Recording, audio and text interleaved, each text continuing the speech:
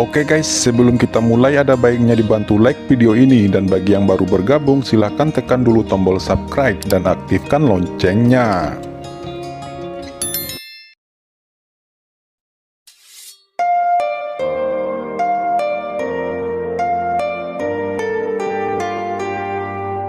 Alam rahasia iblis surgawi adalah medan perang alien kuno dengan ras manusia. Itu telah menjadi reruntuhan yang tandus selama ribuan tahun yang tak terhitung jumlahnya. Sekarang ada pemandangan rumput hijau yang luas di balik gerbang ini. Sulit bagi mereka untuk dapat mempercayainya. Dalam hal ini, kemungkinan terbesar pemandangan di depan mereka saat ini adalah semacam formasi ilusi. Zhou Tiansheng, Su Lao, dan Sang Guanlu menggelengkan kepala mereka dan berkata, "Ini bukan susunan formasi." Leluhur Li Shang dari dinasti Li besar tiba-tiba tersenyum dingin dan berkata, "Apapun itu, lebih baik suruh saja seseorang untuk memasuki tempat itu." Li Shang berkata sambil melirik Liu Tai, Liu Xianrui, dan Mo Tianming. Li Shang melanjutkan, "Ding Qianqiu, sudah waktunya untuk menggunakan sampah yang kamu simpan ini." Zhu Qingfeng berkata, "Li Shang, kenapa bukan muridmu saja yang jadi kelinci percobaan? Sebelumnya, kamu telah berulang kali menyusahkan Liu Tai dan yang lainnya. Ini terlalu berlebihan." Ding Qianqiu berkata, "Saudara Li Shang benar, untuk mendeteksi tempat ini, lebih baik biarkan ketiga orang ini pergi dan menjelajahi tempat itu." Liu Tai, Liu Xianrui, dan Mo Tianming tidak lagi punya pilihan selain mengikuti perintah mereka. Tidak mungkin bagi mereka untuk melawan saat ini. Ketika Liu Tai akan melangkah, terdengar teriakan dari belakang, "Berhenti!" Semua orang menoleh ke belakang. Mereka melihat seorang jenius dari dinasti Dawei sedang menuju ke tempat mereka. Anak ini hanyalah seniman bela diri tingkat 6. Bagaimana bisa dia muncul di sini? Banyak orang saling menggosok mata mereka. Liu Tai dan yang lainnya bahkan lebih terkejut. Dalam keterkejutan semua orang, terdengar lagi suara teriakan di belakang pemuda itu. "Kemana lagi kamu akan pergi?" Dengan niat membunuh yang mengerikan, Raja Tangan Darah meluncurkan serangan bertubi-tubi ke Qin Chen dan Fu Xingchen. Namun ketika Raja Tangan Darah melihat ada begitu banyak orang yang telah berkumpul di depan, dia seolah terkejut. Dia menatap Ding Qianqiu dengan heran dan berkata, "Leluhur." Ding Qianqiu berkata, "Tangan Darah, apa yang terjadi?" Raja Tangan Darah berlutut di depan Ding Qianqiu, menangis dengan getir dan berkata, "Leluhur, bawahan telah gagal menyelesaikan tugas." "Leluhur, Tuan Muda, dia telah..." Wajah Ding Qianqiu berubah dan dia buru-buru berkata dengan marah, "Apa yang terjadi dengan Seng Menchen?"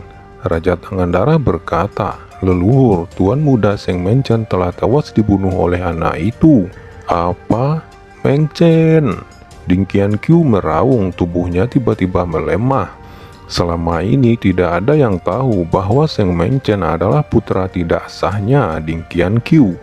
Bahkan secara khusus dia telah mengatur Raja Tangan Darah untuk melindungi Seng Menchen. Tiba-tiba, duar, sebuah tamparan keras mendarat di wajah Raja Tangan Darah. Raja Tangan Darah terpental jauh dan jatuh dengan keras ke tanah. Ding Qianqiu berkata, "Dasar sampah, hanya mengatur hal kecil saja kamu tidak becus. Kenapa tidak kamu saja yang mati?" Tatapan Ding Qianqiu akhirnya jatuh pada Qin Chen. Niat membunuhnya pecah. Dia berkata, "Bocah bau, kamu berani membunuh Seng Menchen. Jika saya tidak menghancurkan tubuhmu hari ini, maka jangan panggil lagi saya leluhur." Raja Tangan Darah berkata, "Leluhur tua, tolong beri bawahan ini kesempatan.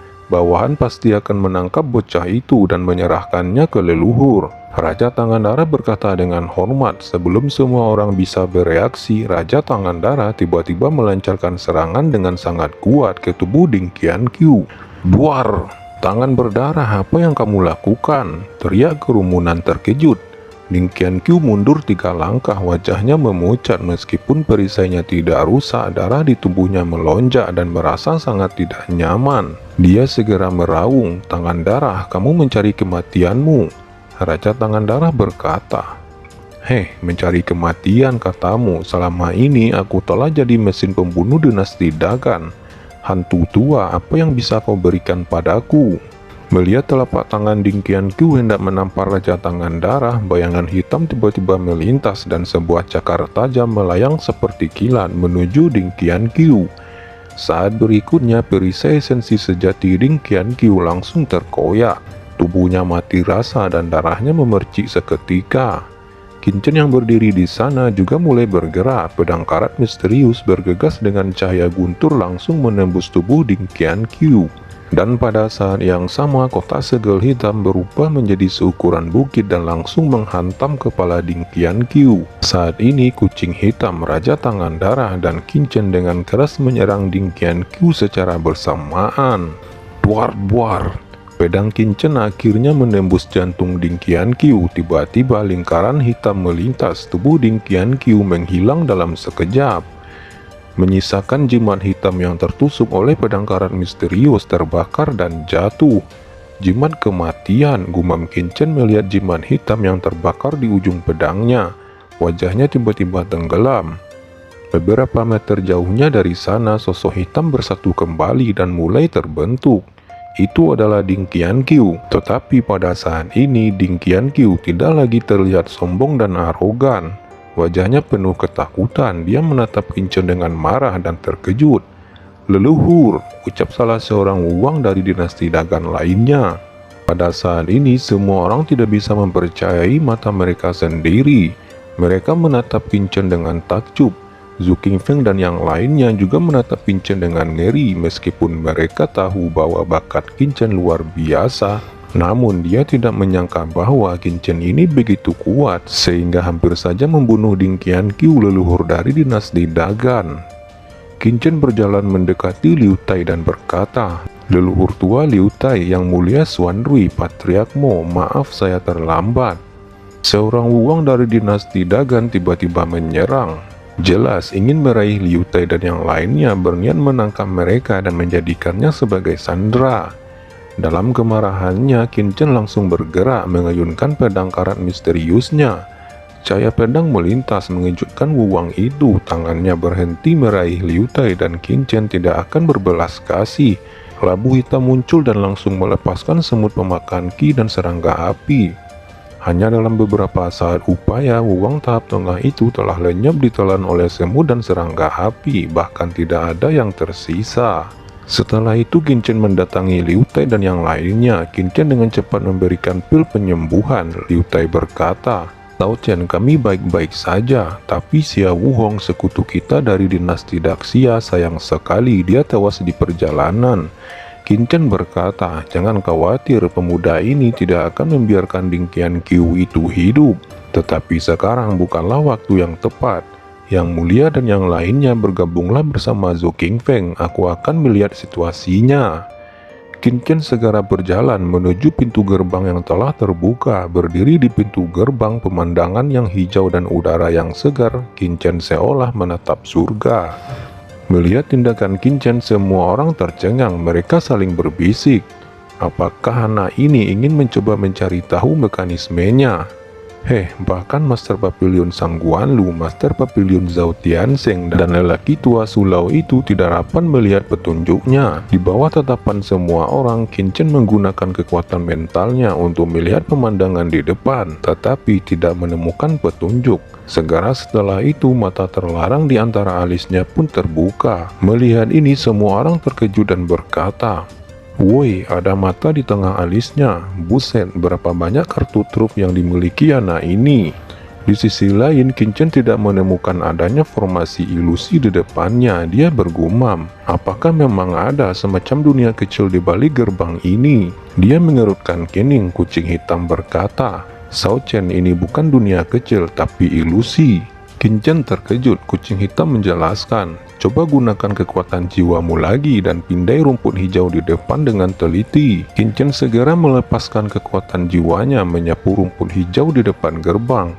Ekspresinya tiba-tiba berubah. Kucing hitam berkata, "Bagaimana? Apakah kamu melihat sesuatu?"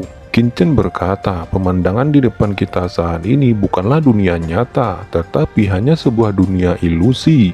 Qin Chen berkata dengan sungguh-sungguh. "Apa? Ilusi? Hahaha." Ding Qianqiu dan Li Shang tertawa dan mengejek Qin Chen. Qin berkata, percaya atau tidak, ilusi ini penuh dengan niat membunuh. Siapapun yang masuk ke dalam, jiwanya akan musnah. Bahkan jika dia adalah seorang wuwang tingkat akhir. Ding Qianqiu dan Li Shang menyela, omong kosong. Yang lain juga merasa bahwa apa yang dikatakan Qin tidak masuk akal sama sekali. Qin melirik keduanya dengan dingin dan berkata, jika kalian berdua tidak percaya, silakan kirim seseorang ke dalam sana untuk membuktikannya. Ding Qianqiu dan Li Shang tiba-tiba tersedak mendengar kata-kata Qin. Dia berkata, bagaimana jika seranggamu saja yang ke sana? Bukankah itu akan baik-baik saja?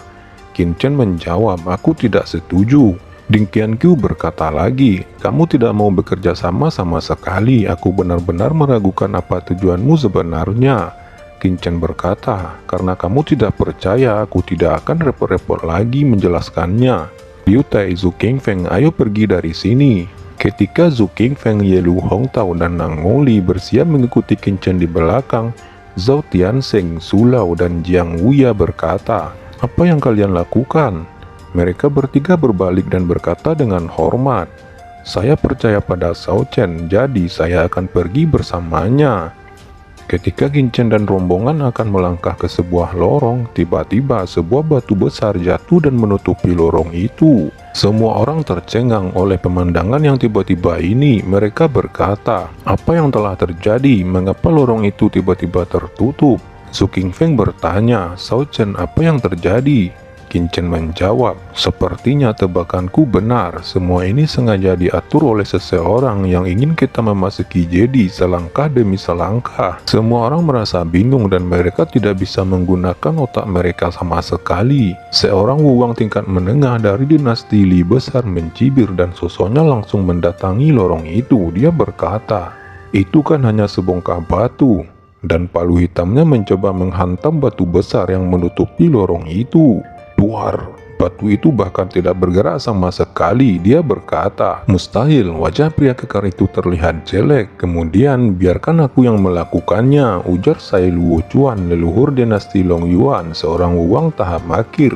Dia mengguncang sosoknya dan mengayunkan pedang hitam di tangannya. Pedang itu menghantam batu dengan keras, tapi itu juga tidak berpengaruh sama sekali.